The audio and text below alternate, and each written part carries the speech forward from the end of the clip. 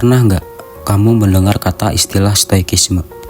Berkat kekacauan di tahun 2020, stoikisme menjadi lebih populer dari sebelumnya.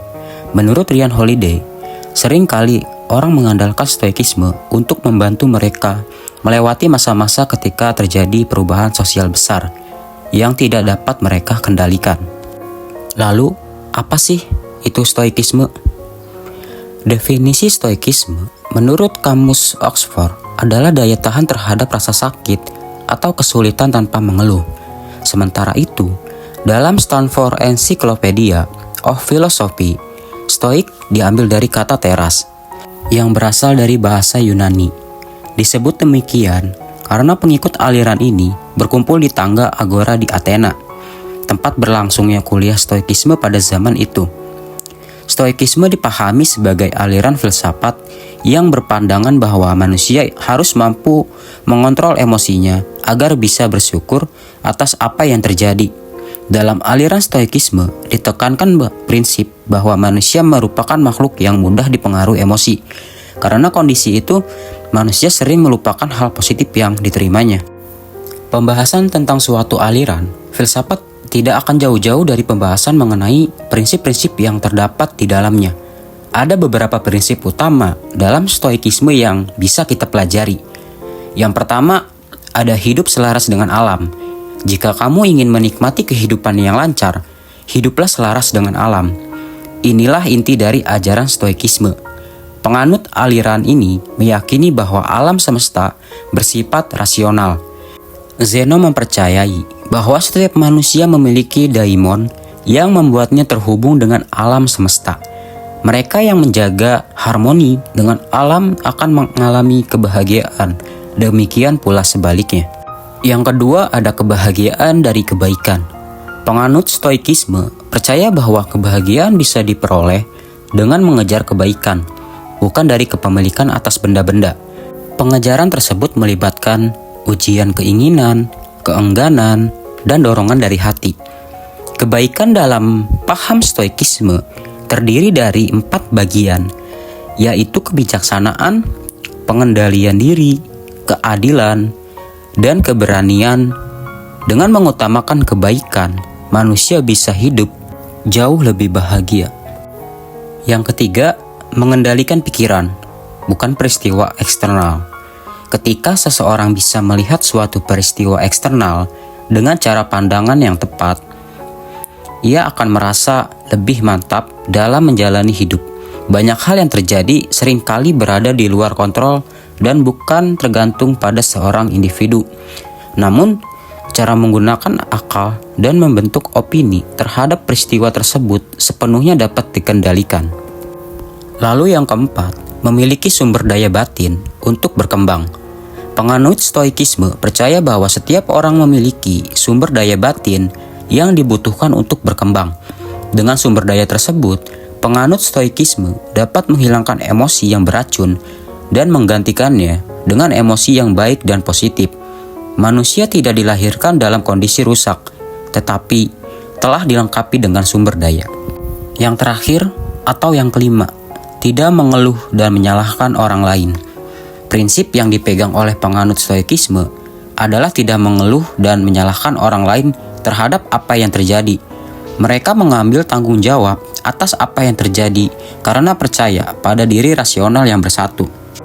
Ini berarti bahwa hanya mereka yang dapat membiarkan sesuatu yang buruk terjadi, yaitu karena pilihan dan tindakan diri sendiri. Menerapkan filosofi stoikisme dalam kehidupan sehari-hari dapat membuat kualitas hidup lebih meningkat. Ada beberapa cara yang bisa dilakukan sebagai wujud penerapan filosofi ini. Salah satunya, menyadari banyak hal terjadi di luar kendali. Seseorang bisa menjadi lebih tenang dan bahagia karena penganut stoikisme percaya bahwa peristiwa eksternal bukan hal yang bisa dikendalikan. Namun, sikap atau respon terhadap peristiwa itulah yang paling penting. Seseorang tidak perlu merasa bersalah karena apa yang terjadi. Menerima hal yang tidak bisa diubah. Penting untuk memahami bahwa ada hal-hal di dunia ini yang tidak bisa diubah, selaras dengan prinsip stoikisme bahwa tugas manusia adalah mengendalikan pikirannya, bukan peristiwa eksternal. Dengan demikian, hidup akan menjadi lebih tenang dan bisa ikhlas menerima suatu hal tanpa mempermasalahkannya lebih lanjut. Ketiga, bersikap positif akan membuat hidup lebih bahagia. Menurut aliran stoikisme, semua hal yang terjadi di dunia ini sebenarnya natural dan netral. Namun, manusia kerap membumbuinya dengan pandangan dan perasaan diri sehingga menjadi tekanan negatif. Nah, setelah mengetahui hal itu, langkah yang perlu dilakukan adalah memandang suatu peristiwa secara positif sehingga hidup pun lebih bahagia. Yang keempat, memilih bersikap baik. Cara untuk merasakan kebahagiaan dengan prinsip stoikisme adalah memilih untuk bersikap baik kepada sesama manusia. Mengejar kebaikan akan membuat seseorang lebih bahagia ketimbang memiliki barang-barang tertentu. Dengan cara pandangan seperti ini, penganut stoikisme akan lebih mengutamakan tindakan kebaikan kepada orang lain daripada bersikap konsumtif. Manfaat stoikisme bukan hanya membuat hidup lebih bahagia dan tenang. Stoikisme memiliki beberapa manfaat dan pengaruh bagi kehidupan. Salah satunya membuat seseorang lebih mudah untuk mensyukuri kehidupannya. Yang kedua, melatih seseorang untuk mengontrol emosi yang dirasakannya sehingga tidak merugikan diri sendiri maupun orang lain. Selanjutnya, bersikap lebih realistis terhadap apa yang terjadi dan tidak dibawa emosi. Yang terakhir, tidak mudah menyalahkan orang lain atas peristiwa-peristiwa buruk. Penganut stoikisme lebih memilih untuk mengubah cara pandang sehingga peristiwa tersebut. Meskipun stoikisme memiliki nilai-nilai positif seperti keteraturan, kebijaksanaan, dan keadilan, ada beberapa sisi negatif dari filsafat ini yang mungkin perlu kita ketahui atau bahkan kita harus mempelajarinya. Yang pertama, stoikisme sering kali dianggap sebagai filsafat yang terlalu individualistik dan kurang memperhatikan keterkaitan sosial antara individu. Dalam stoikisme, penting untuk memegang kendali atas emosi dan tindakan individu, dan individu dianggap bertanggung jawab atas nasib mereka sendiri. Hal ini dapat mengabaikan faktor-faktor sosial dan struktural yang mempengaruhi kehidupan nasib seseorang. Yang kedua, stoikisme dapat mengarah pada rasa putus asa dan ketidakberdayaan jika diinterpretasikan secara terlalu ekstrim. Konsep stoikisme mengajarkan bahwa beberapa aspek kehidupan tidak dapat dikendalikan oleh kehendak individu, dapat membuat individu merasa tidak berdaya dan putus asa. Hal ini dapat berdampak negatif pada kesehatan mental dan kesejahteraan individu. Yang ketiga, stoikisme juga dapat mengecilkan peran emosi dan perasaan dalam kehidupan manusia. Stoikisme mengajarkan bahwa individu harus memegang kendali atas emosi mereka dan tidak terlalu dipengaruhi oleh perasaan mereka.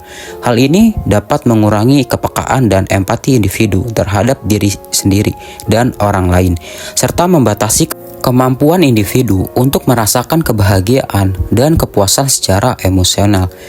Adapun beberapa kritik terhadap konsep ini, terutama dari sudut pandang psikologi modern. Beberapa ahli psikolog percaya bahwa kepercayaan pada stoikisme dapat membatasi kemampuan individu untuk mengubah keadaan dan mencapai kebahagiaan.